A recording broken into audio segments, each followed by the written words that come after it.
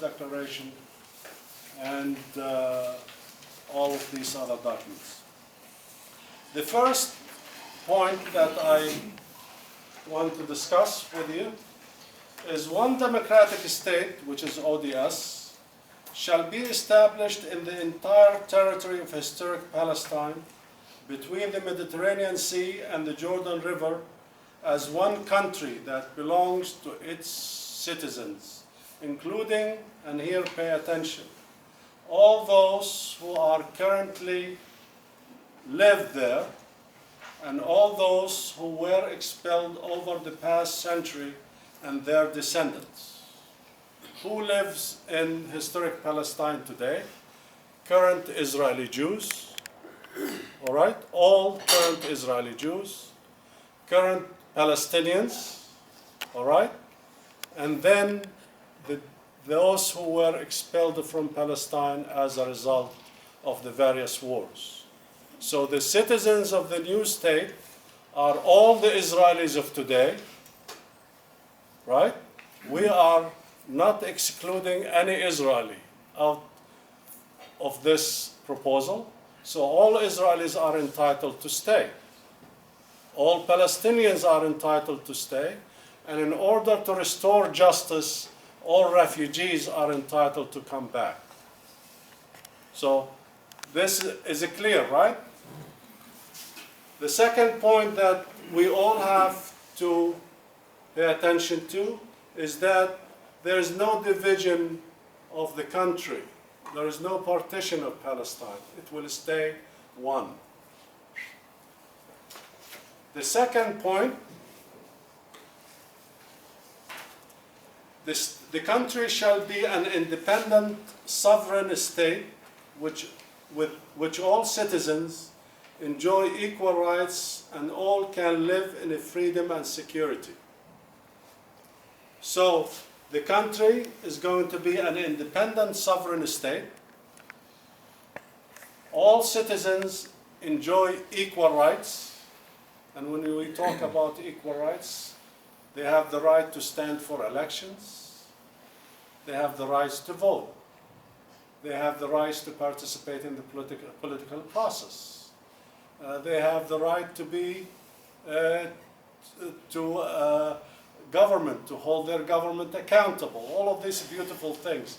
They have the right to freedom of speech. They have the right freedom of movement. They have the right to practice their religion. All of these beautiful things will be entitled to. These are equal rights, and there will be no discrimination based on anything: gender, color, religion, ethnicity. All will be equal, and they will enjoy the same freedoms and security. Item 3, ODS in Palestine will end ethnic cleansing, occupation, and all forms of racial discrimination from which the Palestinian people suffered under Zionism Israel.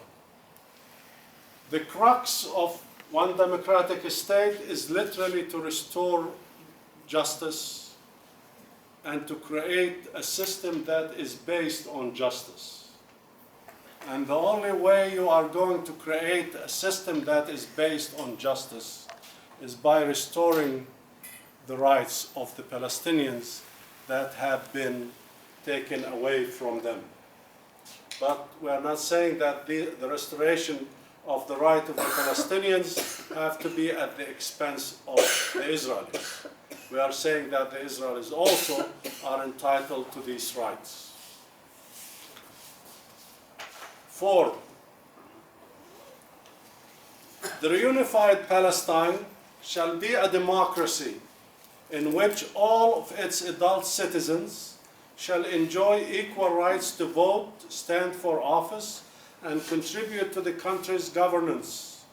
No state law, institution, practices, or activities may discriminate among its citizens on the basis of ethnicity, religion, language, nationality, or gender. That this state that we are hoping for and we aspire to will treat its citizens equally, will eliminate all forms of discrimination, and no group will be discriminated against. 5, the state shall not establish or accord special privileges to any religion and shall provide for the free practice of all religions. As we stand today, as we even meet today, many politicians will tell you Israel is the Jewish state. It's a Jewish state. It's based on the fact that it is a Jewish state. This is not a democracy. When you tell somebody Switzerland is only for the Catholics, you are really saying that non-Catholics have no place in Switzerland, right? You don't have to say it, but that's what you mean. When you say that Israel is a Jewish state, you are telling me that Jews have rights, non-Jews, it's a matter of time before we just send them out. Or if they stay, they have no rights, because this is a Jewish state. Just imagine if the United States of America, and by the way, they were debating the issue when they created the United States of America, they wanted to have a religion for the state. But the founding fathers were reasonable enough to say, no, we are going to separate religion from the state. But we are going to guarantee you the right to practice your religion.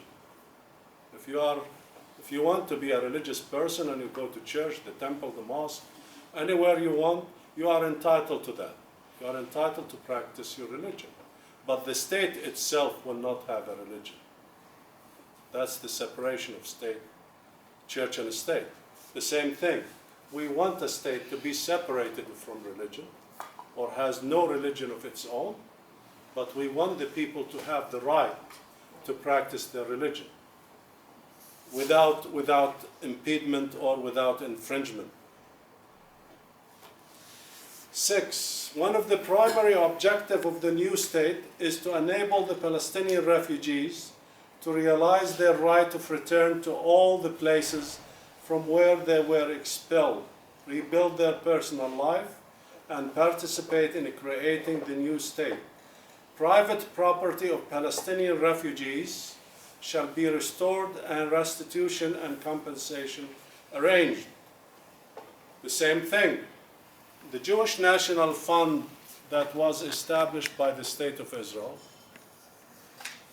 holds in excess of 90% of the total land of historic Palestine.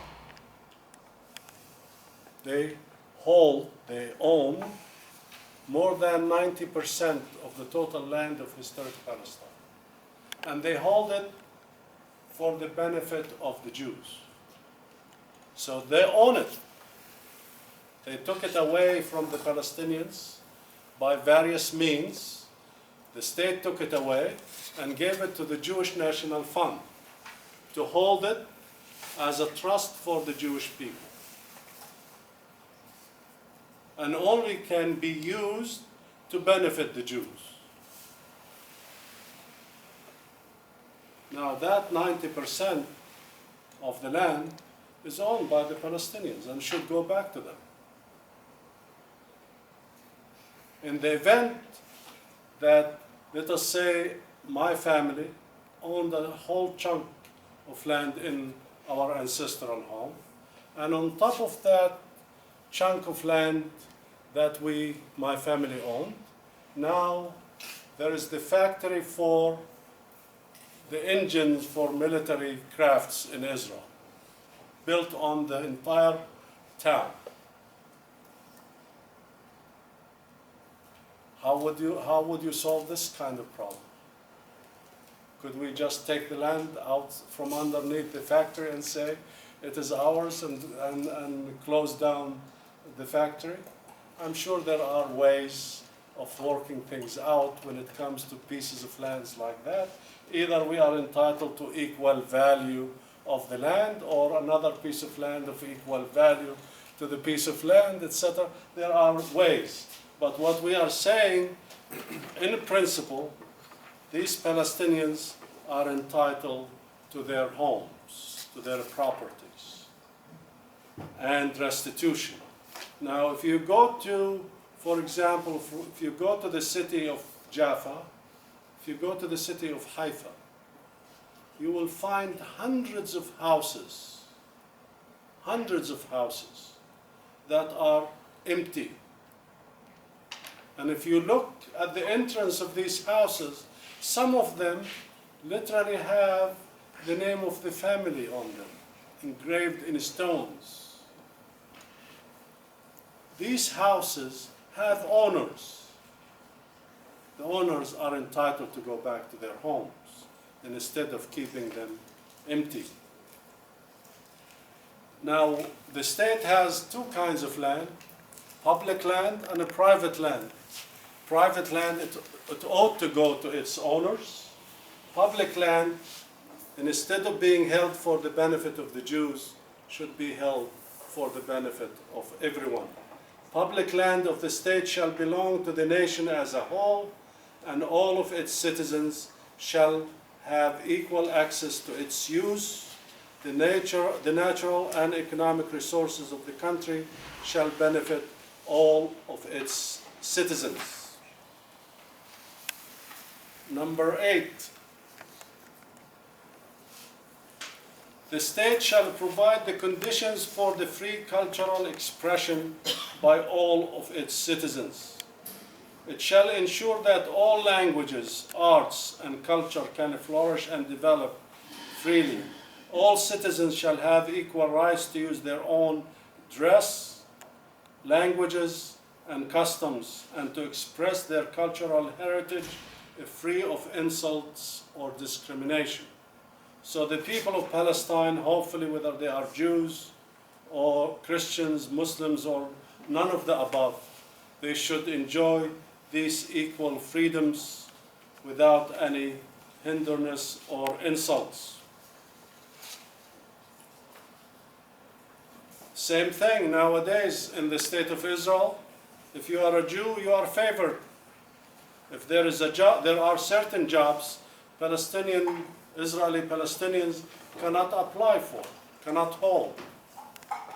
We are saying that in the new state, citizens shall have equal access to employment at all levels and in all sectors of the society.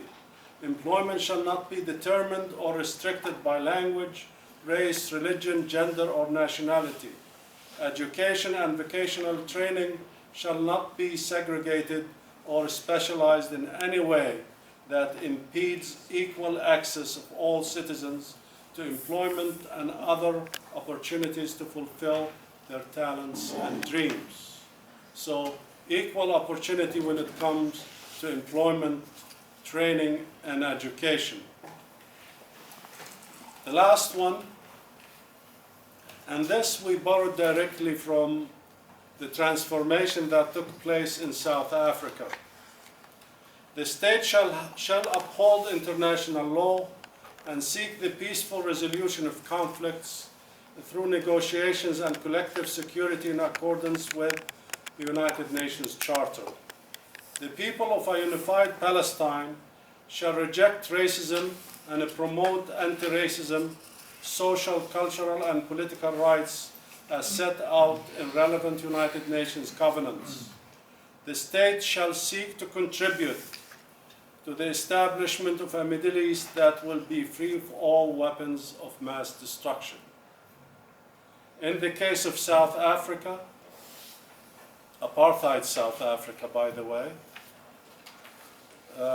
South Africa had 7 nuclear warheads. When the transformation took place in South Africa, they undertook to destroy these warheads. They also destroyed their stockpile of chemical and biological bombs that they had. We hope we will do the same thing in a future one democratic state. And by the way, as we speak today, Israel is estimated to have between 200 to 400 nuclear warheads. And they are some of the most sophisticated warheads available to mankind. thermal, and nuclear. And they also have the most sophisticated biological and chemical programs. In a future one state, all of this will be destroyed. Hopefully, it will be in our lifetime. And the good news that there was an agreement today between Iran and the Security Council members plus Germany to halt the Iranian program. Hopefully we'll have a similar agreement very soon to halt Israel's programs for weapons of mass destruction. Let us hope, but as long as the United States is unconditionally supporting Israel, it might not happen in our lifetime. Now, what is the alternative? Some of you will probably say this is utopia. This is something from fairy tale that we are talking about. I just want to mention to you 4 points that are, if we are to continue on this path of self-destruction, there are 4 things to pay attention to. You will have an escalating and consolidating apartheid in Israel. In fact, I predict to you, and we were talking some Palestinians, some of the Palestinians here in Switzerland were talking about it just a few minutes ago.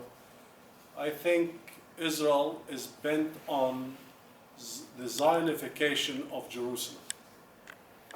There is no doubt in my mind that Jerusalem is being, if the people of Jerusalem, the indigenous people of Jerusalem are being harassed, abused, pressured to leave the city of Jerusalem. And it is taking place as we speak. Their homes are being destroyed, freedom of movement is being curtailed, taxes are intensified, laws that discriminate are being